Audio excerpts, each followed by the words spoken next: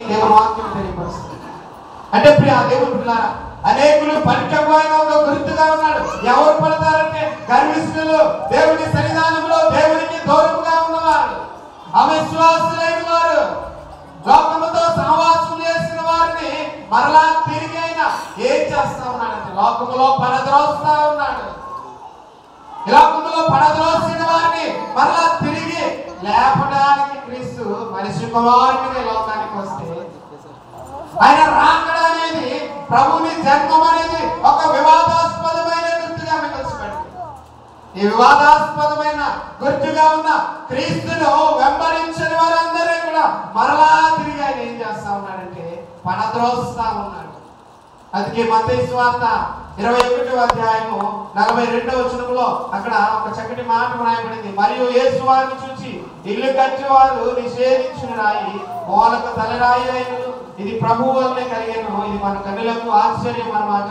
మీరు లేఖనంలో ఎన్నడూ చదవలేదా? ఇక్కడ 44వ వచనం చదివితే, మరియు ఈ రాయి మీద పడివాడు తనకలైపోను కానీ అది ఎవరి మీద పడునో వారిని నరిచేయునను.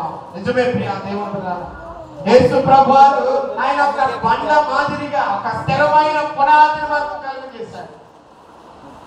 ఒక స్థిరమైన పునాదిని మనకు కలుగజేసినప్పుడు ఇప్పుడు ఎందరైతే దేవుని సన్నిధానంలో ఆ కపటమైన హృదయమో, గర్వమైన హృదయమో, అవిశ్వాసమైన హృదయమో కలిగి ఉంటారో వారందరూ ఎక్కడ పడవేయబడతారంటే ఒక బండ మీద పడవేయబడతారు.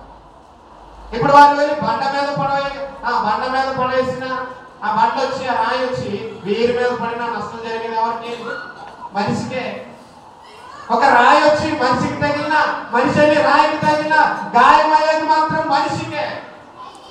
ఇక్కడ ఎందరైతే క్రీస్తు దగ్గర ఎందరైతే నివసించరో, వివాదాస్పదమైన గుర్తులో ఎందరైతే లేపబడరో వారందరినీ కూడా ఇక్కడ దేవుడు ఏం చేస్తా ఉన్నాడంటే మరలా తిరిగి పడద్రోస్తా ఉన్నాడు. అందుకే ప్రియ దేవుని బిడ్డలారా, అన్నిటిలోని 4 ఆదివారాలు కూడా దేవుని యొక్క ప్రత్యక్షతను గురించి, ఆయన ఆగమనాన్ని గురించి మనము ధ్యానం చేస్తాం. ప్రభువు మరలా తిరిగి రాబోతున్నాడు కాబట్టి సిద్ధపడండి అని దేవుని వాక్యాన్ని మనము ధ్యానం చేశాం. నాడు బాప్తిస్మం ఇచ్చి యోహాను కూడా అదే పని చేశాడు. ప్రభు త్రోవను సరళం చేయడానికి, ప్రభువు త్రోవను సరళం చేసి ఆయన మార్గమును సిద్ధపరచడానికి ప్రభువు కంటే లోకంలోనికి ముందుగా వచ్చాడు.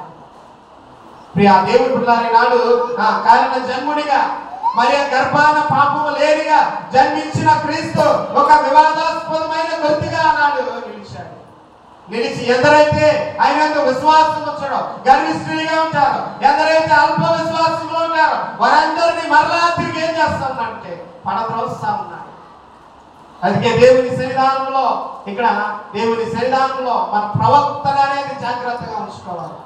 అందుకే దానియేలు గ్రంథము 4వ అధ్యాయము 33వ వచనంలో ఒకసారి చదివినట్లయితే, ఆ గడియలోనే ఆయన అలాగున నెబుకద్నెజరుకు సంభవించెను, మానవుల్లో నుండి అతని తరిమిరి, అతని పశువు వలె గడ్డి వేసెను, ఆకాశపు మంచు అతని దేహమును తడపగా అతని తల వెంట్రుకలు పక్షిరాజు రెక్కల ఏకల వంటివి, అతని గోళ్ళు పక్షుల గోళ్ళు వంటివి నాయన. నిజమే ప్రియ దేవుని బిడ్డలారా, బబులోను సామ్రాజ్యానికి మహాధిపతి అయిన, బబులోను సామ్రాజ్యానికి ఆ రాజ్యాధికారి అయిన ఇక్కడ నెబుకద్నెజరు అనే వ్యక్తి మనకు కనపడతా ఉన్నాడు. ఏం చేస్తా ఉన్నాడంటే అక్కడ 4వ అధ్యాయం 34వ వచనంలో ఇంతటి ఆ మహా సామ్రాజ్యాన్ని నేను కట్టించింది కాదా, ఎంతటి మహా సామ్రాజ్యానికి నేనే కదా అధిపతిని అని తనలో తాను ఏం చేస్తా ఉన్నాడంటే గర్వపడతా ఉన్నాడు. అంటే ప్రియ దేవుని బిడ్డలారా, బయటకు కూడా అనడం లేదు నెబుకద్నెజరు. తనలో తాను తన హృదయంలో గర్వపడతా ఉన్నాడు తన రాజ్యాన్ని గురించి.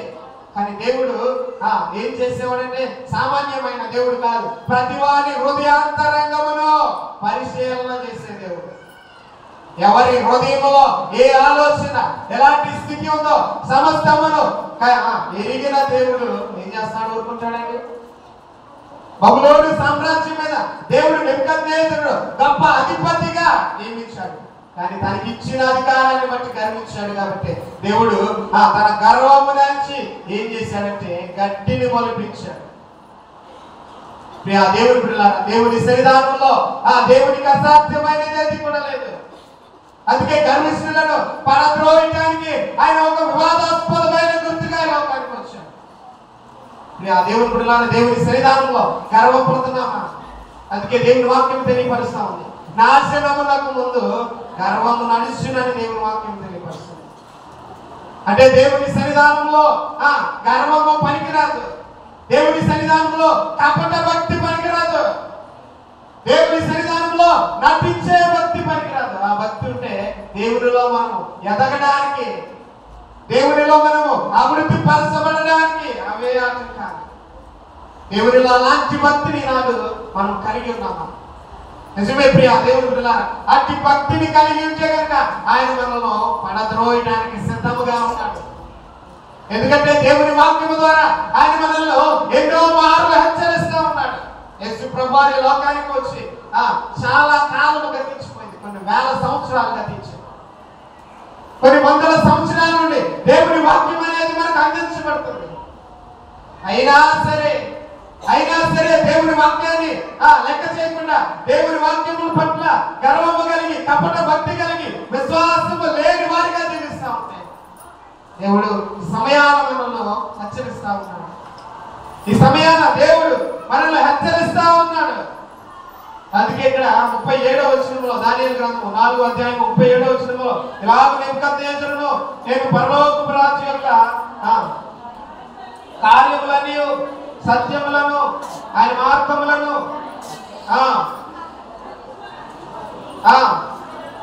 ఆయన అనపశక్తుడని ఆయనను స్తుతించుచు కొనియాడుచు గణపరచుచున్నాను.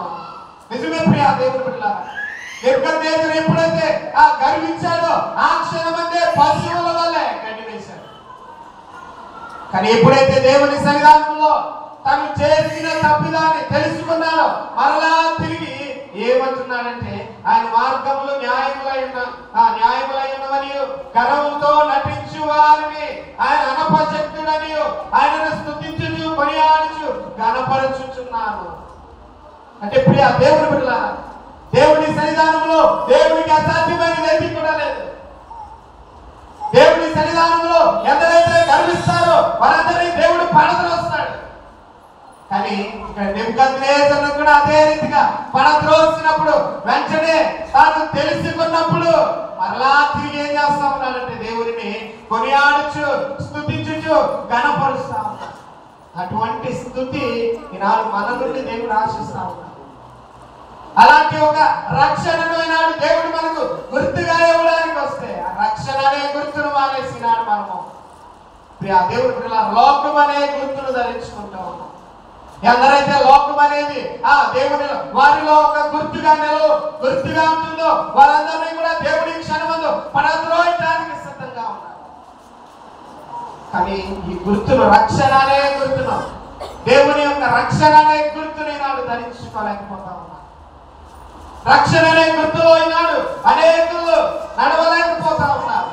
అందుకే మత్తయి సువార్త 23వ అధ్యాయము 27వ వచనాన్ని ఒకసారి చదువుదాం. అయ్యో వేషధారులైన శాస్త్రులారా, పరిసయ్యులారా, మీరు సున్నము కొట్టిన సమాధులను పోలి ఉన్నారు. అవి వెలుపల శృంగారముగా ఏర్పడదు గాని లోపల చచ్చిన వారి ఎముకలతోనూ సమస్త కల్మషముతోనూ నిండి ఉన్నవి. అలాగే మీరు వెలుపల మనుషులకు నీతిమంతులుగా నడుచుచున్నారు కానీ లోపల వేషధారణతోనూ అక్రమముతోనూ నిండి ఉన్నారు. నిజమే ప్రియా దేవుని బిడ్డలారా, లోపలంతా కూడా వేషధారణ, లోపలంతా కూడా కుళ్ళు స్వభావము, అలాంటి స్వభావముతో దేవుని సన్నిధానానికి కపట భక్తితో వస్తారు. ఇది నా మాటలు కాదు, దేవుని వాక్యం. అలాంటి కపట భక్తితో దేవుని సన్నిధానానికి వచ్చి దేవుని ఆరాధిస్తే దేవుని సన్నిధానంలో నీకు రక్షణ అనే గుర్తు అందించబడదు.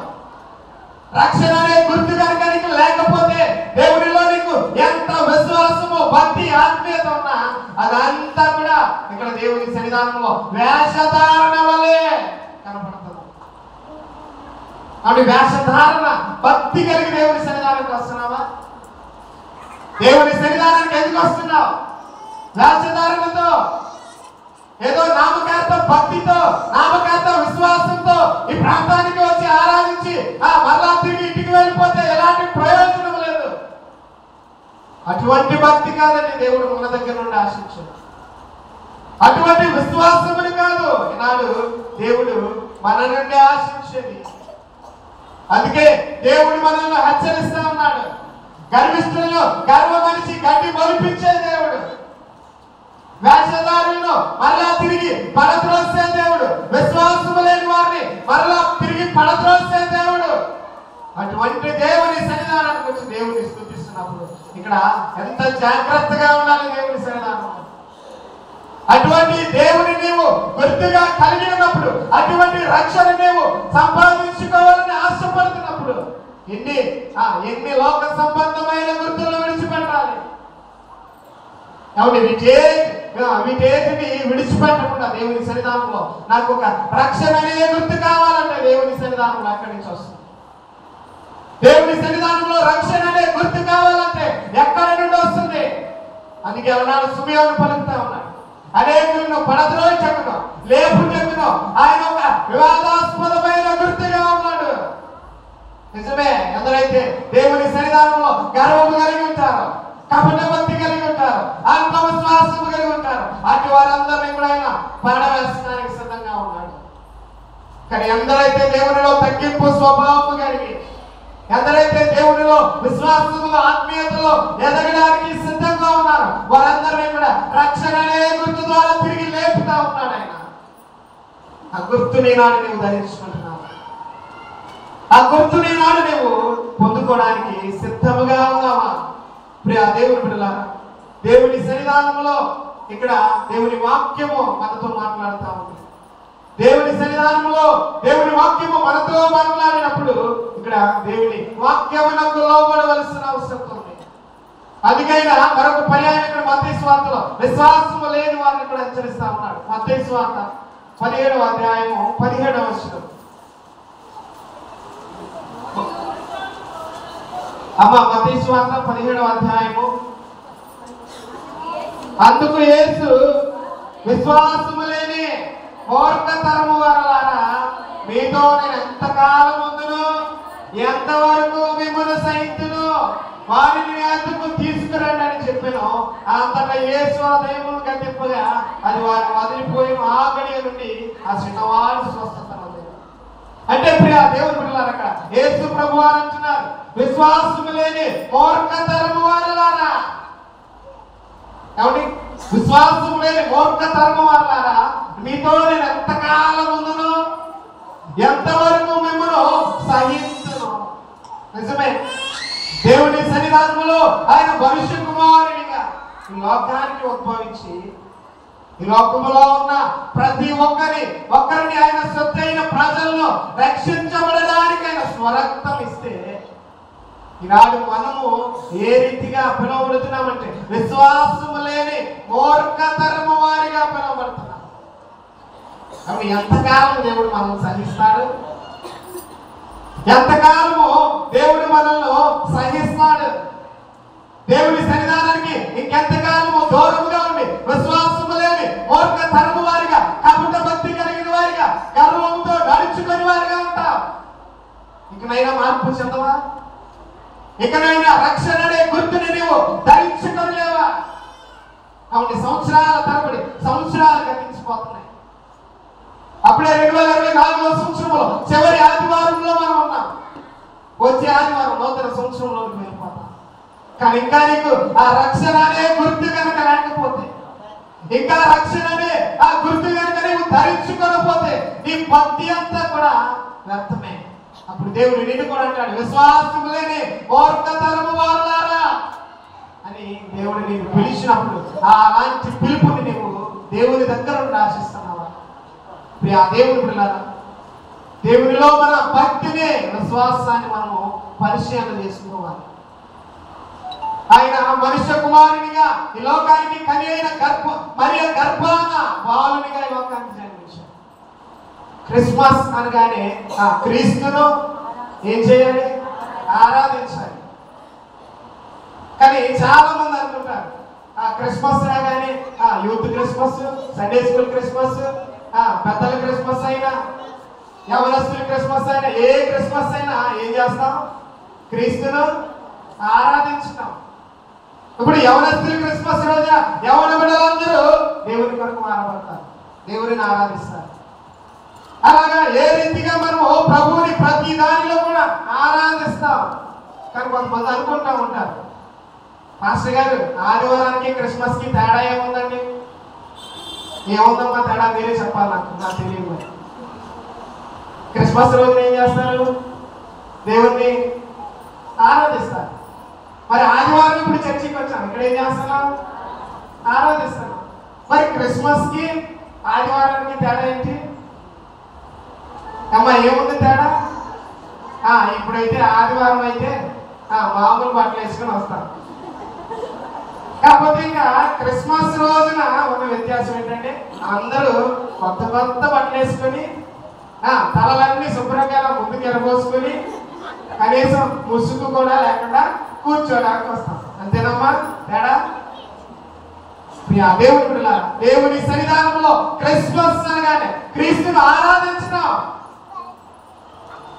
క్రిస్మస్ రోజున ఒక రీతిగా, ఆదివారం రోజున ఒక రీతిగా దేవుడిని ఆరాధించడానికి మనం పిలువబడలేదు. దేవుడిని ఆరాధించేవారు ఆత్మతోనూ సత్యముతోనూ ఆయనను ఆరాధించాలి. దేవుని ఆరాధిస్తున్నప్పుడు నీ వస్త్రధారణ, నీ వేషధారణ ఏ రీతిగా ఉంది? బైబిల్లో ఎవరికి అనుగుణంగా దేవుని లేఖన భాగాలని చెప్పబడ్డాయి. ఎవరు ఏ రీతిగా ఉండాలి సంఘంలో, ఎవరు ఏ రీతిగా సంఘంలో ప్రవర్తించాలని చెప్పబడినప్పుడు ఏ రీతిగా నడుచుకుంటున్నారు? దేవుని వాక్యానికి లోబడుతున్నారా? దేవుని మాటకు లోబడి మీ పనులు జరిగిస్తున్నారా? ప్రియా దేవుని బిడ్డలారా, దేవుని వాక్యము మనతో మాట్లాడుతా ఉంది. అందుకే ఇక్కడ యేసు ప్రభువారు కూడా ఇక్కడ హెచ్చరిస్తా ఉన్నారు. మత్తయి సువార్త 17:17లో విశ్వాసము లేని మూర్ఖతరము వారులారా, నేను ఎంతకాలము సహింతును, దేవునిలో ఎంతకాలము దేవుని ఆరాధించడానికి వచ్చి దేవుని ఆరాధించకుండా ఒట్టి చేతులతో వెళ్ళిపోతే ఎంతకాలం సహిస్తాడండి. అందుకే ఇక్కడ దేవుని వాక్యంలో తెలియపరుస్తా ఉంది, అనేకులు పని తక్కువైన ఒక గుర్తు. ఎవరు పడేది అంటే దేవుని సన్నిధానంలో అల్ప విశ్వాసులు, కపట భక్తులు, గర్విష్ఠులు అనేవారు దేవునిలో పడటానికి నేను ఒక గుర్తుగా ఉన్నాను. ఈనాడు అటువంటి భక్తిలో కనుక నీవు ఉంటే నీవు కూడా దేవుని సన్నిధానంలో పడిపోయినట్లే జాగ్రత్త. నీవు కూడా అటువంటి విశ్వాసంలో ఉంటే నీవు కూడా దేవుని సన్నిధానంలో పడిపోయినట్లే. అందుకే ఇక్కడ మరొక పర్యాయము లూకాసు సువార్త 2:34 సిమియోను వారిని నియమించి, ఇదిగో అనేక హృదయాలోచనలు బయలుపడినట్లు ఇశ్రాయేలీయులు అనేకులు పడుటకును తిరిగి లేచుటకును వివాదాస్పదమైన గుర్తుగా ఈయన నియమింపబడి ఉన్నారు. నిజమే ప్రియా దేవుని బిడ్డలారా, యేసు ప్రభు చలన విధానం అనేది ఒక గొప్ప వివాదాస్పదముగా మారింది. ఎందుకంటే గొర్రెల కాపురులు దూతలు ప్రాంతానికి తీసుకొచ్చారు. దేవదూతలు వచ్చి దేవుడిని ఆరాధించారు. జ్ఞానులైన వారు దేవుణ్ణి వచ్చి ఆరాధించారు. కానీ హేరోదు మాత్రము మహా గందరగోళాన్ని ప్రాంతంలో సృష్టించారు. కానీ దేవుడిని ఆరాధించిన బిడ్డలందరూ కూడా రక్షణ అనే గుర్తును ధరించుకున్నారు. కాబట్టి పడిపోయిన వారు తిరిగి లేపబడ్డారు. ఈనాడు ఆయన అనేకులను పడద్రోయటానికి ఒక వివాదాస్పదమైన గుర్తుగా లోకంలో ఉన్నాడు. ఈనాడు పడిపోయే జాబితాలో లిస్టులో నీవు ఉన్నావా? జాగ్రత్త. దేవుని సన్నిధానంలో అటువంటి భక్తి కనుక కలిగి ఉంటే దేవుడు అటువంటి భక్తిని ఎంత మాత్రమో సహించరని దేవుని వాక్యం తెలియపరుస్తూ ఉంది. ఇక ఆ యొక్క పత్రిక పాఠాన్ని కనుక మనము జ్ఞాపకం చేసుకున్నట్లయితే దేవుని సన్నిధానంలో ఇక్కడ పత్రిక పాఠాన్ని కనుక మనం గమనించినట్లయితే, అందుకే ఇక్కడ పత్రిక పాఠం మనతో మాట్లాడతాము. నీవుగా దాసుడవు కాదు కానీ దేవుని కుమారుడవు. అంటే నిజమే ప్రియా దేవుని బిడ్డలారా, దేవుని సన్నిధానంలో దాసులుగా ఉన్న మనల్ని ఆయన మరలా తిరిగి క్రీస్తుతో కూడా లేపడానికి ఆయన మనిషి కుమారునిగా ఈ లోకానికి వచ్చాడు. అంటే దాసులుగా ఉన్న మనల్ని ఆయన తిరిగి మరలా ఏం చేస్తా ఉన్నాడంటే తిరిగి లేపుతా ఉన్నాడు. అందుకే ఇక్కడ గలతీయులకు రాసిన పత్రిక 4వ అధ్యాయము 3-4 వచనాలు ఒకసారి చదువుదాం. అటువలే మనములు బాలురమైనప్పుడు మూలపాఠములకు లోబడి దాసులమైంటిమి. అయితే కాలము పరిపూర్ణమైనప్పుడు దేవుడు తన కుమారుని పంపెను. ఆయన స్త్రీ యందు పుట్టి మనము దత్తపుత్రులము కావాలని ధర్మశాస్త్రమునకు లోబడి ఉన్న వారిని విమోచించుటకై ధర్మశాస్త్రమునకు లోబడిన వాడే. నిజమే ప్రియా దేవుడు బిడ్డలారా. అందుకే దేవుడు దాసుడిగా ఉన్న నేను దేవుని కుమారుడిగా తీర్చిదిద్దడానికి లోకానికి వచ్చాడు. అదే ఒక వివాదాస్పదమైన గుర్తు. ఏమండి, ఒక దాసుని దేవుని కుమారుడిగా తీర్చిదిద్దడం అంటే ఎంత గొప్ప విషయం. మన ఇంటికి ఎవరైనా పని చేయడానికి వచ్చారు. పని చేయడానికి వచ్చినప్పుడు ఇంట్లో ఉన్న బిడ్డల్ని పని చేయడానికి వచ్చిన వారిని సమానంగా చూస్తామమ్మా? అవును, చూస్తారా? చూడరు. ఎందుకంటే లోకము యొక్క తీరు, ఆలోచన విధానం అనేది ఆ రీతిగానే ఉంది. పనివారిని బిడ్డలను ఇద్దరిని చాలా వ్యత్యాసంతో చూస్తారు. ఎందుకంటే పనివాడు బయట నుండి వచ్చాడు, అతడు దాసరికం చేయడానికి వచ్చాడు, దాసునిగా వచ్చాడు. అందుకే దాసునికి ఎప్పుడు కూడా ఎలాంటి విలువ ఇవ్వరు. అందుకే పూర్వ దినాలలో బానిసలు కొనుక్కునేవారు. బానిసలు కొనుక్కున్నప్పుడు ఏ బానిసను ఎంత ధనం ఇచ్చి కొనుక్కుంటే ఆ ధనం ఆ బానిసను తీసుకువెళ్ళి ఇంట్లో వాడు చచ్చిపోయేంత వరకు కూడా ఇంట్లో చాకిరి చేయించుకునేవారు. అందుకే యోసేపును కూడా ఐగుప్తు దేశంలో అమ్మేసినప్పుడు మొదట పోతీఫరు ఇంట్లో బానిసత్వం చేశాడు. పోతీఫరు బానిసత్వం చేసిన తర్వాత దేవుని యొక్క కరుణ యోసేపు ముందు యోసేపు దగ్గర ఉంది కాబట్టి ఫరో తర్వాత అధిపతి అయ్యాడు. అంటే ఇక్కడ యేసు ప్రభువారు కూడా ఈనాడు దాసులమైన మనల్ని తిరిగి మరలా దేవుని కుమారుల జాబితాలో చేర్చడానికి లోకానికి వచ్చాడు. ఆయన 2000 సంవత్సరాల క్రితము కన్య మరియ గర్భాన్ని జన్మించి దాసులమైన మనల్లో ఏం చేస్తా ఉన్నాడంటే ఆయన కుమారులుగా తీర్చిదిద్దుతా ఉన్నాడు. ఎంత వివాదాస్పదమైన గుర్తండి. దాసులుగా ఉన్న వారిని దేవుని కుమారులు, దేవుని బిడ్డలు అవడానికి ఆయన ఒక అధికారం ఇస్తా ఉన్నాడు. దాసులుగా ఉన్న బిడ్డలకు దేవుని బిడ్డలు అవడానికి ఆయన ఒక గొప్ప అధికారాన్ని ఇస్తా ఉన్నాడు. అందుకే మత్తయి సువార్త 1వ అధ్యాయం 18వ వచనాన్ని ఒకసారి చదివినట్లయితే యేసుక్రీస్తు జగన్ మీద ఉన్నట్లుగా ఆయన తల్లి అయిన మరియ యోసేపునకు ప్రదానం చేయబడిన తర్వాత పరాయకం కాదు మనకు ఆమె పరిశుద్ధాత్మ వలన గర్భవతిగా ఉండేది. 22వ వచనంలో ఇదిగో కన్యక గర్భవతి కుమారుని కన్ను ఆయనకు ఇమ్మానుయేలు అని పేరు పెట్టింది. అంటే ప్రియ దేవుని బిడ్డలారా, యేసుక్రీస్తులో కూడా నిజముగానే మానవ స్వభావం ఉంది. మానవ స్వభావం ఉంది. ఎందుకంటే ఆయన కూడా కన్య అయిన మరియ గర్భాన మనుష్య కుమారుని రీతిగానే జన్మించాడు. మరి ఎందుకంటే అంత వ్యత్యాసం? ఎందుకని అంత వ్యత్యాసం? కానీ మనిషి ఏమై లోకంలో పాపము ద్వారా తల్లి గర్భము నుండి ఉద్భవిస్తే యేసు ప్రభువారు ఆయన కారణ జన్ముడు. యేసు ప్రభువారు పాపరహితుడు, నిందారహితుడిగా ఆ తల్లి మరియ గర్భాన బాలునిగా ఈ లోకానికి వచ్చాడు. ఆయన బాలునిగా మనుష్య కుమారునిగా లోకానికి వచ్చాడు. కాబట్టి లోకమునకు దాసులమైన మనల్ని ఏం చేస్తా ఉన్నాడంటే దాస్యత్వము నుండి విడిపించి ఆయన కుమారునిగా మనల్ని ఎన్నుకున్నాడు. ఇప్పుడు దేవుని బిడ్డలుగా పిలువబడిన మనము నాడు దేవుని సన్నిధానంలో ఏం చేస్తా ఉన్నాం? దేవుని బిడ్డలుగా, దేవుని దాసులుగా ఆయన చెంతకు నడిపించబడిన మనము ఈనాడు మనకు ఏ రకమైన గుర్తు లోకంలో ఉంది? దేవుని గుర్తు మనకి నాడుందా? రక్షణ అనే గుర్తు ఈనాడు మనకుందా? నిజమే ప్రియ దేవుని బిడ్డలారా. అందుకే యోహాను సువార్త 1వ అధ్యాయం 14వ వచనంలో ఆ వాక్యము శరీరధారి అయి కృపా సత్య సంపూర్ణుడిగా మన మధ్య నివసించును. తండ్రి వల్ల కలిగినది అద్వితీయ కుమారుని మహిమ వలె మనమును ఆయన మహిమను కలిగించింది. ఈనాడు దేవుడు ఆయన వాక్యమును మన మధ్య నివసింపజేశాడు. ఆయన ప్రియ కుమారుని మనందరి కొరకు పంపించాడు. కుమారుని యందు విశ్వాసం ఉంచుతున్న మనలో కూడా దేవుని మహిమ అనేది కనుగొనబడింది. ఇప్పుడు దేవుని మహిమను మనలో ఉంచుకున్న మనము దాసులము కాక దేవుని కుమారులుగా పిలువబడ్డాం. అలాంటి గొప్ప ఆధిక్యతను దేవుడు మనకిస్తే ఈనాడు దేవుని సన్నిధానంలో ఈనాడు మనము ఎవరిని ఆశ్రయిస్తాము? దేవుని శక్తిని మనలో ఉంచుకొని, దేవుని ఆత్మను మనలో ఉంచుకొని ఈనాడు దేవుని కొరకు మనము జీవిస్తున్నామా?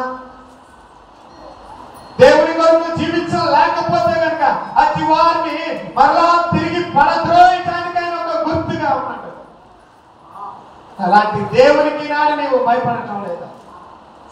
అలాంటి దేవుని సన్నిధానాన్ని ఆరాధించడానికి వచ్చినప్పుడు నీకు ఒక క్రమం లేదా? అయితే జాగ్రత్త. దేవుని సన్నిధానంలో దేవుడు ఏ ఒక్కరిని కూడా విడిచిపెట్టే దేవుడు కాదు. నెబుకద్నెజరు హృదయంలో గర్వపడినందుకే గట్టిని మొలిపించాడు. దేవుని సన్నిధానంలోకి వచ్చి నువ్వే ఆలోచన చేస్తున్నావు, ఏ మాటలు మాట్లాడుతున్నావు? ప్రియ దేవుని బిడ్డలారా, నేటి సంఘ పరిస్థితులు ఏ రీతిగా తయారయ్యాయంటే పాస్టర్ గారు మాత్రన్నా, పెద్దల మాత్రన్నా గౌరవం ఉండదు. ఎవరి నోటికి ఎంత వస్తే అంత అనేసి కూర్చుంటారు. దేవుని సన్నిధానంలో ఆయన స్వరక్తం ఇచ్చి సంపాదించిన సంఘంలో దేవుడు సంఘ నాయకుల్లో దైవజనుల్లో నిలవబెడతాడు. నిలవబెట్టింది దేవుడే. నిలవబడిన వారికి ఖచ్చితంగా దేవుడు తోడుగా ఉంటాడు. అలాంటి వారి పట్ల నువ్వు ఏ రీతిగా నడుచుకుంటున్నావు? నీ ప్రవర్తన అనేది ఏ రీతిగా ఉంది? జాగ్రత్త. దేవుని సన్నిధానంలో ప్రతి సంవత్సరం ఏదో వాక్యాన్ని వింటున్నాం, వెళ్ళిపోతున్నాం అని కాదు. దేవుని మాటకు నిజముగా లోబడుతున్నామా?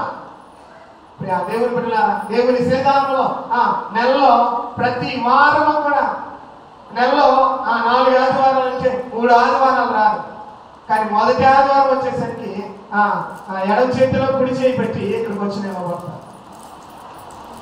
అంటే దేవునిలో ఇదేమి భక్తి? సంవత్సరంలో మొదటి ఆదివారం వచ్చినప్పటికీ లేదా నూతన సంవత్సరం వచ్చినప్పటికీ అసలు కూర్చోడానికి కూడా స్థలం అవసరం. మరి సంవత్సరంలో చివరి ఆదివారంకి వచ్చేసరికి ఒకసారి వెనక్కి తిరిగి కింద ఒకసారి పైన చూసుకోండి, ఎంతమంది ఉన్నారు మీకే తెలుస్తుంది. అంటే ఈనాడు భక్తి అనేది ఏ రీతిగా దిగజారిపోతుందో ఒక గొప్ప నిదర్శనము మీరే. దేవుని సన్నిధానంలో వస్తున్నామా? ఇష్టం ఉంటే వచ్చి కూర్చుంటారు, ఇష్టం లేకపోతే ఇంటికాడ కూర్చుంటారు. అంటే దేవుని సన్నిధానంలో ఇష్టం ఉన్నప్పుడు రావడానికి, ఇష్టం లేనప్పుడు మానేయడానికి నువ్వు స్తుతిస్తుంది జీవము గల దేవుని అన్న విషయం మర్చిపోకూడదు. నువ్వు స్తుతిస్తుంది జీవము గల దేవుని సన్నిధానంలో ఉన్నావని మర్చిపోకూడదు. అందుకే ఇక్కడ దేవుని వాక్యము మాట్లాడుతా ఉంది. అందుకే ఇక్కడ కొరింథీయులకు రాసిన మొదటి పత్రిక 3వ అధ్యాయం 21వ వచనాన్ని కనుక ఒకసారి మనము గమనించినట్లయితే, కాబట్టి ఎవడును మనుషుల యందు అతిశయింపకూడదు, సమస్తమును మీవి పౌలైనను అపోలోైనను కైఫాయినను లోకమైనను జీవమైనను మరణమైనను ప్రస్తుతమందును అయినను రాబోవునవైనను సమస్తమును మీవే, మీరు క్రీస్తు వారు, క్రీస్తు దేవుని వాడు. దేవుని బిడ్డలారా, ఇక్కడ పౌలు తెలియపరుస్తా ఉన్నాడు, ఎవరైనా సరే అతిశయింపకూడదు. ఎవరైనా సరే అతిశయింపకూడదు. అది వింటున్న మీరైనా సరే, చెప్తున్నా నేనైనా సరే, మనమందరము ఎవరి వారము అంటే మనమందరము దేవుని వారము. దాసులుగా ఉన్న మనల్లో ఆయన భవిష్య కుమారుడిగా గుర్తించడానికి గుర్తింపునిస్తున్నాడు. అలాంటి గుర్తింపు కలిగిన మనం ఈనాడు నిజముగా దేవునిని వెంబడిస్తున్నామా? ఈనాడు నిజముగా మనము దేవునిని వెంబడిస్తున్నామా? నిజముగా దేవుని సన్నిధానంలో దేవుని యందు ఇక్కడ మనము విశ్వాసమును కలిగి ఉన్నామా? దేవుని బిడ్డలారా, దేవుని సన్నిధానంలో ఆయన ఒక వివాదాస్పదమైన వ్యక్తిగా మేల్చబడ్డాడు. ఎందుకంటే ఆయనలో పాపము లేదు. పాపము లేకుండానే కన్య మరియ గర్భాన ఆయన లోకానికి ఉద్భవించాడు. కాబట్టి యేసు ప్రభు వారి జననం అనేది ఇప్పటికీ కూడా ఒక వివాదాస్పదమైన గుర్తే. ఇప్పటికీ కూడా అనేకులు యేసు ప్రభు వారి జననమును గురించి నాలం చేస్తా ఉన్నారు. కానీ ఇక్కడ ప్రతి ఒక్కరికి తీర్పు తీర్చడానికి దేవుడు మరలా తిరిగి కొదమ సింహము వలె రాబోతా ఉన్నాడు. ఆయన రాకడలో కొత్త సింహముగా వచ్చినప్పుడు ప్రతి ఒక్కరికి ఎవరి క్రియలు చెప్పిన వారికి ప్రతిఫలం ఇవ్వడానికి ఆయన సిద్ధంగా ఉన్నాడు. ఈనాడు ఆయన ఆ రాకడలో ఈనాడు నీ గుర్తు ఏ రీతిగా ఉంది? మనిషి కుమారుని రాకడలో నీవు రక్షించబడి నీవు దాసుడు నుండి దేవుని కుమారుడిగా దేవుని కుమార్తెగా ఒక గుర్తింపుని నీవు సంపాదించుకున్నావు. సంపాదించుకోలేకపోతే నీ విశ్వాస జీవితం అంతా కూడా వ్యర్థమే. నీ విశ్వాస భక్తి జీవితం అంతా కూడా వ్యర్థమే. దేవుని గత సంవత్సరము ఈ డిసెంబర్ చివరి వారంలో ఉన్నవారు ఈ చివరి వారంలో లేరు. ఏ క్షణము ఎవరి జీవితంలో ఏమవుతుందో తెలియదు. అలాంటి అల్పమైన బ్రతుకులో జీవిస్తున్న మనము ఇకనైనా సరే లోకమునకు దాసులము కాదు, దాస్యత్వము నుండి విడిపించబడి దేవునికి దాసులమయ్యా ఉన్న విషయాన్ని మనమందరం కూడా గ్రహించే వారుగా ఉండాలి. అందుకే ఇక్కడ దేవుని వాక్యం తెలియపరుస్తుంది. గలతీయులకు రాసిన అందుకే ఇక్కడ దేవుని వాక్యం తెలియపరుస్తుంది. అయితే కాలము పరిపూర్ణమైనప్పుడు దేవుడు తన కుమారుని పంపెను, ఆయన స్త్రీ అందు పుచ్చి మనము దత్తపుత్రులము కావాలని ధర్మశాస్త్రములకు లోబడి ఉన్న వారిని విమోచించుటకై ధర్మశాస్త్రములకు లోబడిన వారై మనమందరము కూడా లోకములో దాసులుగా ఉండకూడదని ఆయన పుత్రులుగా మనల్ని ఎన్నుకున్నారు.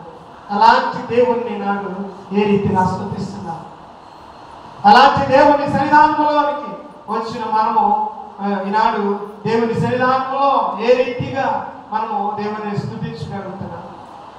ప్రియ నిజమే ప్రియ దేవుని బిడ్డలారా, అందుకే ఇక్కడ గలతీ ఇదే పత్రిక 4వ అధ్యాయం 8-9 వచనంలో ఆ కాలమందైతే మీరు దేవుని ఎరిగిన వారై నిజములకు దేవుళ్ళు కాని వారికి దాసులైంచది, కానీ ఇప్పుడు మీరు దేవుని ఎరిగిన వారు మరి విశేషంగా దేవుని చేత ఎరుగబడిన వారు అయినారు కనుక బలహీనమైనవి నిష్ప్రయోజనములైనవి అయినా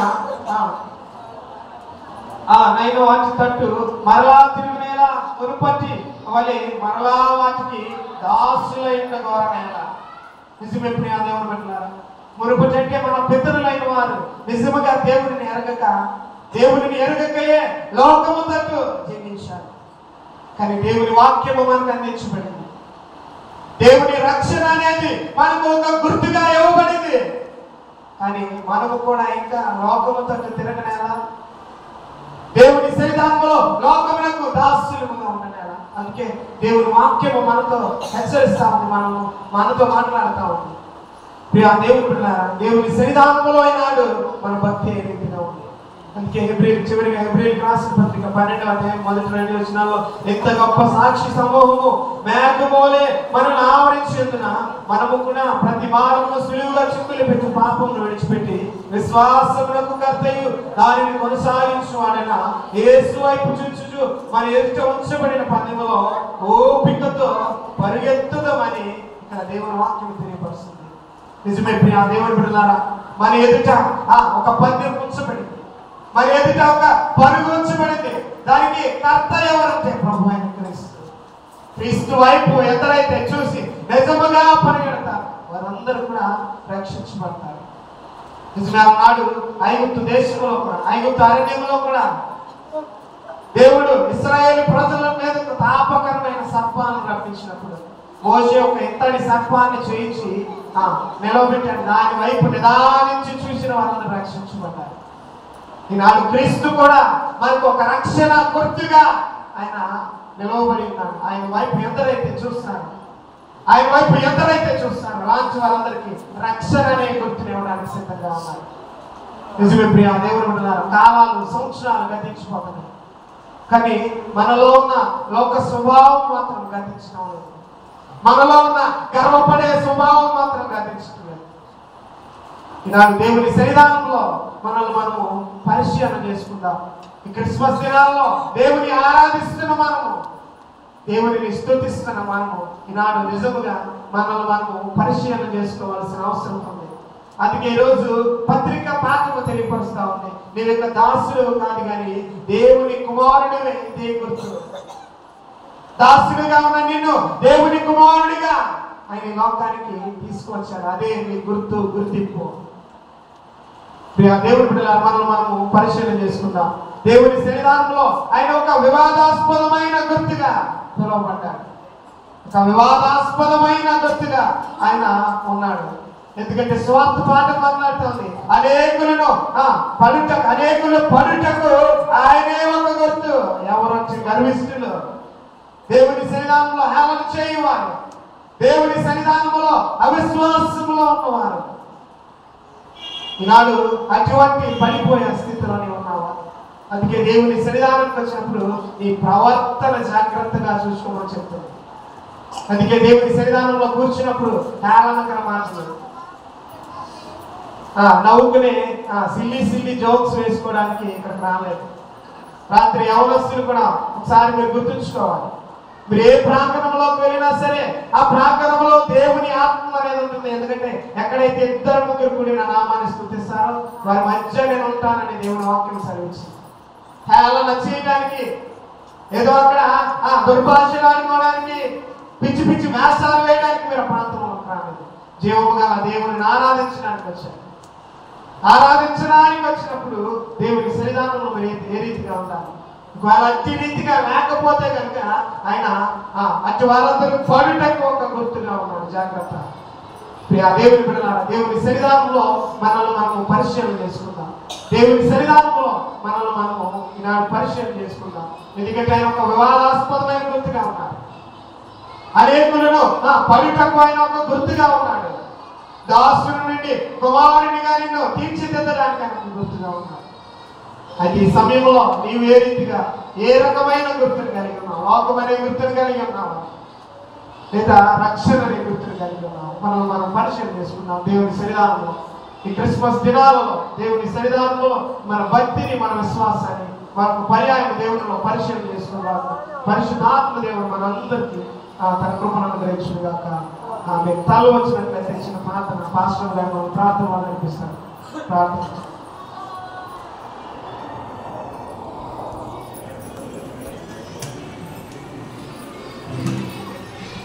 అందరూ తల వచ్చినారు. గతించిన 2024వ సంవత్సరం అంతా కూడా దేవుడు ఆయన దయారెక్కల నీడలో మనం భద్రపరిచాడు. ఈరోజు చివరి ఆదివారంలో దేవుడిని ఆరాధించడానికి వచ్చాం. మరొక 2 దినాలలో ఈ సంవత్సరం కూడా గతించిపోతుంది. అయినా సరే నీలో పాత స్వభావం గతించకపోతే దేవుడు ఇదే అనుకోవాలి. రక్షణ మార్పు చెందడానికి, రక్షణని గుర్తును ధరించుకోవడానికి దేవుడు నీకు ఒక గొప్ప అవకాశం ఇస్తా ఉన్నాడు. దయచేసి ఎవరు మౌనంగా అందరూ ప్రార్థించండి. ప్రార్థన.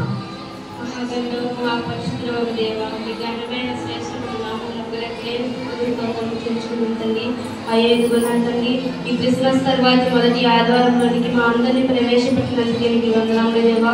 అయ్యా పాటల ద్వారా తండ్రి, ఆరాధన ద్వారా నేను ఆరాధించున్నాం దేవా. వాక్యం ద్వారా మాతో మాట్లాడారు, దాన్ని బట్టి నీకు వేలాది వందనములు తండ్రి. నిజమే దేవ, వివాదాస్పదమైన గుర్తుగా తండ్రి మీరు మా మధ్యకు వచ్చినారు తండ్రి. అందుని బట్టి నీకు వేలాది వందనములు ప్రభా. అయ్యా పత్రిక పాఠం ద్వారా తండ్రి నేను అవసరమైన మమ్మల్ని నా తండ్రి కుమారులుగా మార్చుటకు నా తండ్రి మీరు నా తండ్రి ఈ భూమి మీదకి వచ్చినారు తండ్రి. మేము ఇంకా నా తండ్రి మాలో ఉన్న నా తండ్రి కపట వేషధాలను మీరు తీసివేయండి. మాలో ఉన్న నా తండ్రి లోకానుసారమైన జీవితాన్ని తీసివేయండియా. మేమందరము నా తండ్రి నీ రక్షణను ధరించుకుని నా తండ్రి నీ వాక్యమని ఖడ్గములు ధరించుకుని జీవించే భాగ్యములు మాకు దయచేయండి తండ్రి. అయ్యా మాలో ఇంకా ఎంతో మందికి అయితే నా రక్షణ లేదు నా తండ్రి, నాకైతే తెలియదు. సమస్త మేరకు నా దేవుడు ఉన్న తండ్రి మా మనసును మా హృదయాలను మీరు మార్చండి అయ్యా. మాలో ఉన్న నా తండ్రి లోక సమానమైన జీవితాన్ని మీరు తీర్చండి నా తండ్రి. నీకు వేలాది వందనములు తండ్రి. నేను ఇందులో తండ్రి మేము విన్న వాక్యాన్ని నా తండ్రి విని విడిచిపెట్టే వరకు కాకుండా తండ్రి మా హృదయంలో భద్రపరుచుకుని నీ వాక్యానుసారమైన జీవితంలో మా అందరికీ తెచ్చిన తండ్రి. నేను ఈ యొక్క సంవత్సరంలో తండ్రి చివరి ఆదివారంలో తండ్రి నీ సన్నిధిని చేరే భాగ్యం మాకు ఇచ్చాను తండ్రి. నేను ఈ క్షణాన్ని దినాన్ని చూడలేని వారు ఎంతో మంది నశించిపోయినారు దేవా. వారికంటే మేము గణనము కాదు, శ్రేష్ఠులం కాదు తండ్రి. నేను మమ్మల్ని ఆప్తం చేసుకున్న తండ్రి నీ సన్నిధిని నిలబెట్టినందుకే నీకు వేలాది వందనములు దేవా. నాన్న నీ వాక్యం ద్వారా మాతో మాట్లాడారు తండ్రి. నాన్న నీ వాక్యాన్ని నా తండ్రి మేము విడిచిపెట్టే వరగా కాకుండా మా హృదయాల్లో భద్రపరుచుకొని నీ వాక్యం అనే ఖడ్గాన్ని ధరించి జీవించే భాగ్యం మా అందరికీ తెచ్చింది. కూడి వచ్చిన తనకు వచ్చిన ప్రతి ఒక్కరిని జ్ఞాపకం చేసుకుని నడిపించమని యేసు పరిశుద్ధ నామమున అడిగి ప్రార్థించున్నాం తండ్రి. ఆమేన్.